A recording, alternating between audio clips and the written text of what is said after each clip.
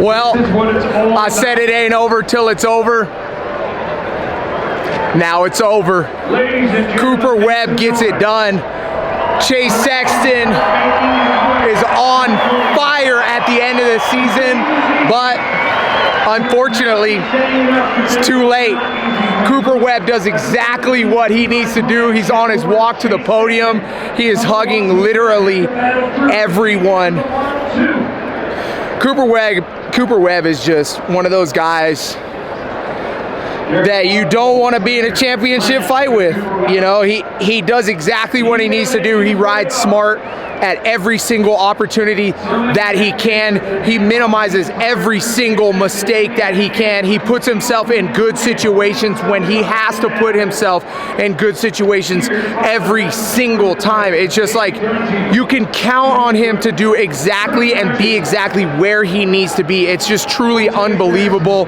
Cooper Webb, without a doubt, deserves this Supercross championship, and you know, this will definitely set him and put him in the record books amongst some of the best racers to ever do it. Ryan Villapoto, Ricky Carmichael, Chad Reed, James Stewart, all those guys, Eli Tomac. Cooper Webb gets it done when nobody else can.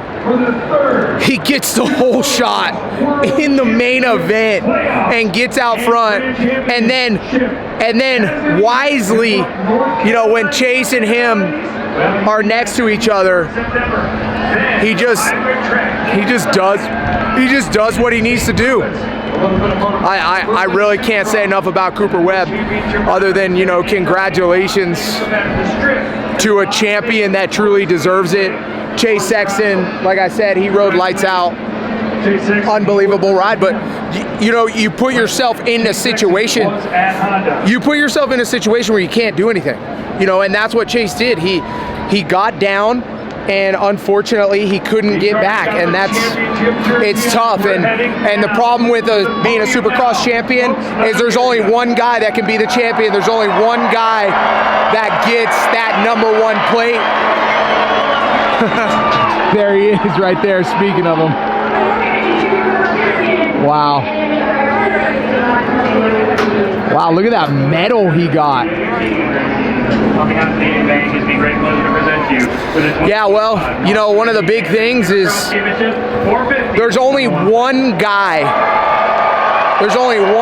that can be your champion and one guy that can get it done, and you have to minimize the mistakes. You have to be consistent, and the most consistent guy was Cooper Webb. But let's talk about one of the craziest races we've seen this season. The 250 class, unbelievable. We're right here, we're in the corner.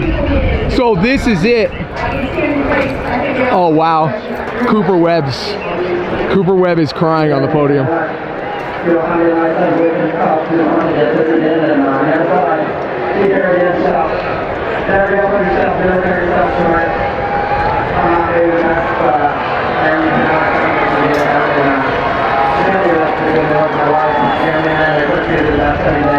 Wow.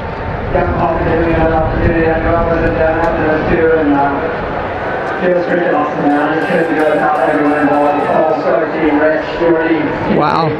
Just truly unbelievable and unbelievable. Wow, what a moment. I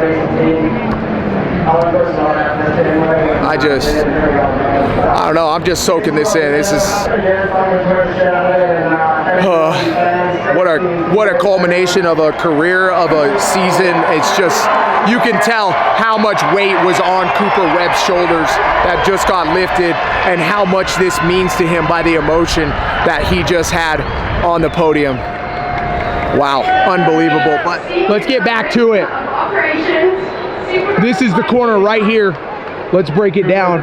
You guys can see, I mean, Dirtworks did this on purpose, right? There's no question about it. Dirtworks made this corner so at this race, this would be a spot to make a huge pass, and they got exactly what they wanted. I mean, RJ went in just like RJ always does, way overly aggressive. you know, and he went for it. And, you know, you can't really, you can blame RJ for it for sure, right? There's that side.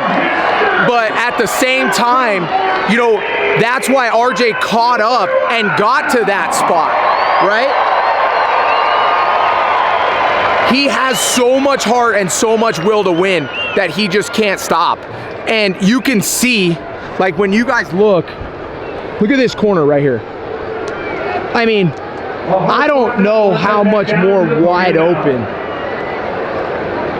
you need this to be. And RJ just ran it to the inside, thought, you know, maybe that he was going to be less aggressive, or thought maybe he was going to take him out. I don't know what he exactly thought.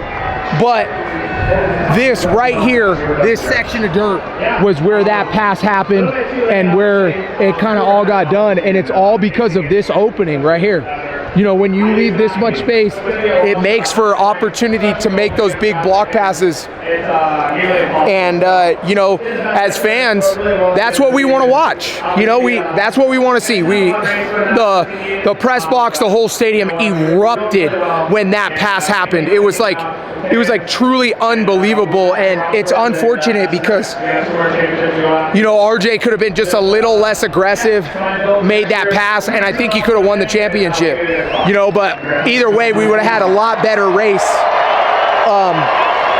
A lot better race for sure. But, you know, one of the big things that we have to talk about, because all this happened, right? Now Tom Bial has to move up to the 450 class. He won this championship, and it was weird, you know, after Tom Bial won, the stadium didn't really erupt like we did for Cooper Webb. It's because, you know, I think everybody, especially in the press box, knew now what is lingering.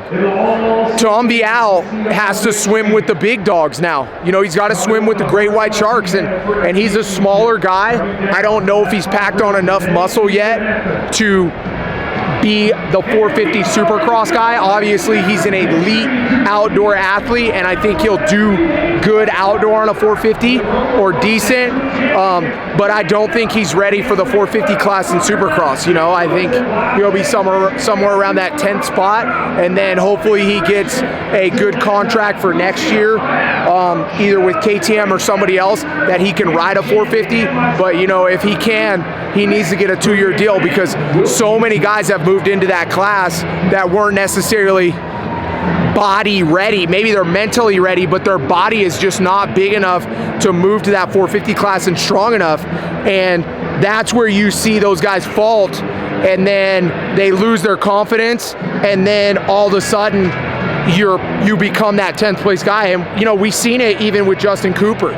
He struggled to get better on the 450, and after, you know, a few years of doing it, he's finally in that spot. But he also had a spot where, you know, he has guys on the team that are there to win, and he has kind of a special spot where he's making it happen, where he doesn't have as much pressure on him to do it, and he's been able to struggle, and that's been okay, and then come back. But like a guy like Shane McElrath, it's taken him this long to figure out the 450 class, and we're finally starting to see that confidence build back to where he's, you know, absolutely shredding now. Shane McElrath rode lights out tonight. Unfortunately, he did get taken out by Malcolm Stewart, but, you know, Malcolm, he was on. He wants that podium position. Let's check this out. This is the turn before the whoops. Little couple kickers right here, and then you guys see, wow. I mean, look at the rubber marks. Look at the rubber marks. Look at the rock right there. Rubber marks on the whoops. These actually look really good. I can't believe RJ was jumping through these. Another one of the big sections, the tough sections of the track, was definitely this rhythm lane to the right side. We'll take a look at this rhythm lane as well. It was just, it was brutal on the guys. You know, it was so hard to get up and over that tabletop and then get that 3 and then over the next tabletop. It was just such a big stretch. You know, it's like when you see Chase Sexton wide open to get a quad, it's huge, because Chase Sexton hits the quads easier than anybody else. If Chase Sexton makes it look hard, that's probably the hardest quad you've ever hit. But I will say, with it being hard, it definitely made for great racing, because there was a lot of mistakes in this section, and it made it so, you know, you kind of had that little bit of push and pull throughout the race, and I think that made it very, very fun to watch.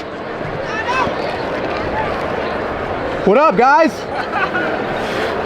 Yeah, their crowd was unbelievable tonight.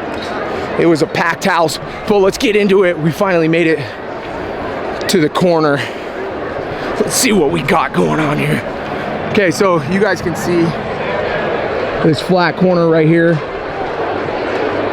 after the triple, how hard packed this got and how skatey. Look at all the pebbles in the dirt. What up? What up? So they were trying to pop off this right here. Pop off this up and over this table. You can see there was an inside line here to kind of roll and get up over, but with that line, you definitely weren't 3ing. Look at how far that is. What? To get to that 3? Okay, this is just the initial 3. Okay, so you're not landing on the tall one, you're landing on the low one, right? That's the 3 right there. That 3 is massive. Look at all the case marks in the freaking 3 lip. Look at all these case marks right here. Oh my gosh. Then somehow you had to get, see if I can get a level view. So you had to get up and over that tabletop, and that's what made it so hard, because this tabletop was just so tall. Bruh.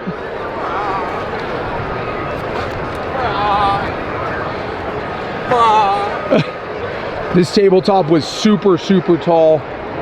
This section was crucial. Like, let's see if you guys can see this. So this tabletop's pretty much 6 foot, 5 foot something. You know, like if I stand at the bottom right here, you guys can see how tall that is just to get over. And then look at this pocket right here you had to get into to get clean on the quad. Like, think about casing that. Think about casing that right there. That is not good. Well, what a night. What a night for the championship. I mean, Pro Circuit has got to be pissed. I mean, so mad. I don't even know what I would do if I was Mitch. I mean, it's a $500,000 pass. And you guys thought the Hayden Deegan one was aggressive. You ain't seen nothing. Cooper Webb wins the championship. Chase Sexton gets second. Tom Bial has to move up to the 450 class, but locks it in. Hayden Deegan shows everybody why he's Hayden Deegan once again. Hate him, love him. I don't know what to say. He's fast as hell. Salt Lake City, that's a wrap. Here we come outdoors. Track Talkers, peace.